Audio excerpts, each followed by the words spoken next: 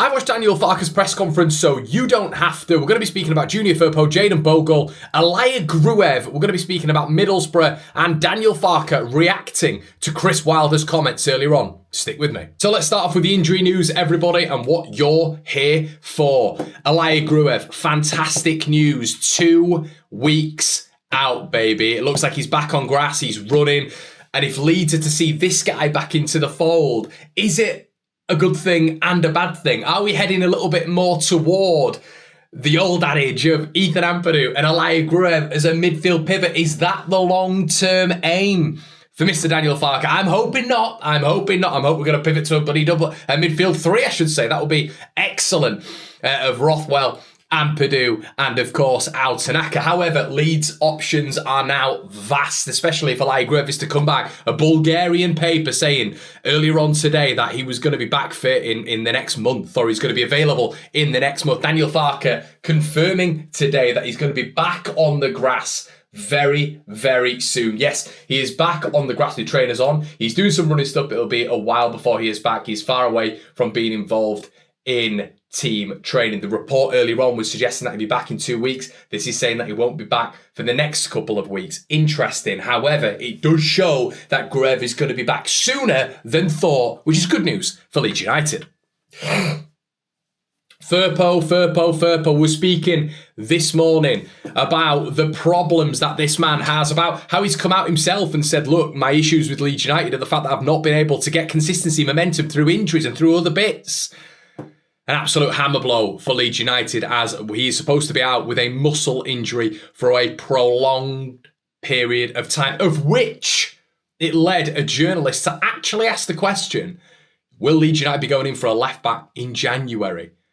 Daniel Farke reacted and said, look, if he's going to be back before then, if he's going to be in and around the team in December, we have Junior as an option. And we're not going to be reactive right now. We have Junior Firpo as that option. But it does bring us back to this once again, everybody. Junior Firpo, consistency, left-back issues. Is Schmidt a left-back? Is he going to be playing there? Is he a left winger? What is Isaac Schmidt? Is Max Verber going to be with us post-January? Does this affect what happens with Max Verber in January? Surely it has to. Surely it has to. More bad news as well for Leeds United, everybody. Jayden Bogle out with a hamstring injury. Now, obviously, with Leeds United's fixtures coming up, it's not great, is it? It's not great. I think when you're looking at Firpo and Bogle, if one of them's out, then okay. But if both of them are out like we've seen this season, it can really impact Leeds United when it comes to our attacking impetus. Getting to the byline, cutting back, and having the strikers profit from that, and even the midfielders profit from that, and them just being a danger going forward and actually putting the opponents on the back foot because of not only our wingers but our fullbacks as well, who act as wingers. I think 1v1 defenders as well, they're both very good. Massive misses. Byram is back though, which gives you the option. So you're probably expecting at least to go Byram at right back, Max Verber at left back. Definitely something for Borough to target. But I like Byram at right back. I'm not a fan of Byram at left back, so that's a good option for me, that being the case.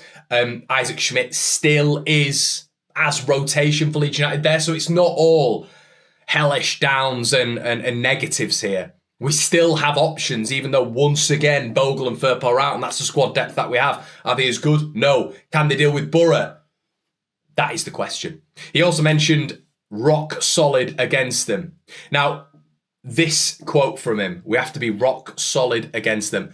Borough have the highest XG in the division, second in shots on target to Leeds United. Shots per match, second. Average possession in the division, fourth. Penalties awarded, second. Touches in the opposition box, nearly doubling Leeds United's in second with 634 touches in the opposition box. This is a very dangerous Middlesbrough side, and he knows that. I predict not a riot. I'm predicting a draw here. And from what Daniel Farke said today, this is why. I think he's talking about respecting Middlesbrough. I think that's the right way of going about it. To harm Middlesbrough, you have to press them high and disrupt that back five, back four, whatever it is, that back line. You have to disrupt it. A back line who aren't, in my opinion, comfortable on the ball, and especially with our attack, with the intensity that we can press at. and the recoveries we can make with the bodies that we have going forward. Leeds United, attack is the best form of defence, in my opinion, in this game. However, what I think Daniel Farke is going to do is allow Middlesbrough to have the ball.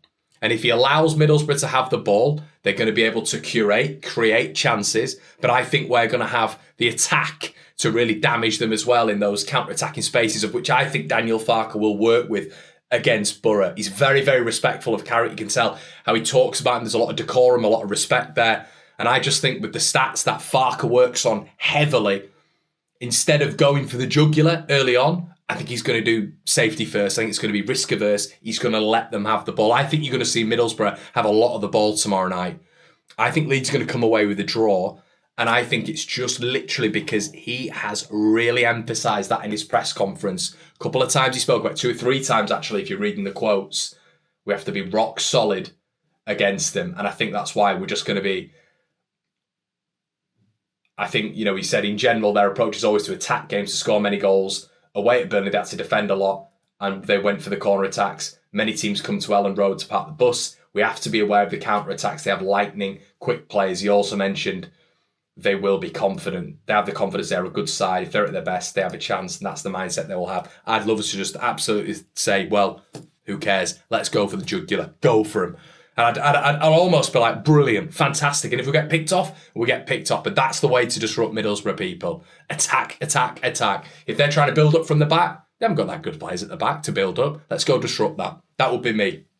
I think if we wait and let them have the ball, it's going to be problematic for Leeds United. He spoke about the Wilder's comments. Obviously, earlier on, everybody, the Wilder comments were very interesting. We mentioned them earlier on the Room Mill. If you haven't checked out, make sure you do so, where we looked at it quite extensively, Wilder's comments, where he essentially said Leeds are miles ahead, which is interesting because what he's trying to do there is compliment his Sheffield United side. He's trying to say they're miles ahead, but we're ahead of them. So pressure's on them. Mind games already. Farke said we take it as a compliment. We are delivering really good performances. We are miles off being labelled a Premier League side. And I love this about what he said, by the way. There is no doubt about that. What he's doing there is he's keeping the players on their toes. We're not a Premier League side. We probably have 3 players maybe who could fit into a Premier League squad. 3, 4 maybe that could fit into a Premier League squad. This side, if we go, will need serious surgery. We've got the building blocks, we've got the foundation, but we're nowhere near a Premier League side yet. 2 years ago, we were hopeless on Premier League level. Then in the summer, we lost our best players. Everyone was fearing the worst. It was more or less the same this past summer. I wouldn't say we're miles ahead of Burnley or Sheffield United, who were in the Premier League last season, which they were. So we shouldn't be miles ahead. We shouldn't be miles ahead. It should be an even playing field. Even though some of us think our squad's better, think we're the better team, we're not miles ahead. And that is just Chris Wilder putting pressure on Leeds United and using those mind games. He says, I love my players and I back them. There is no room for complacency.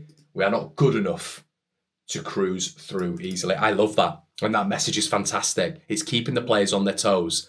You might be in the top 2. That doesn't mean it's done. Do not rest on your laurels. I still expect that. Performance is up there.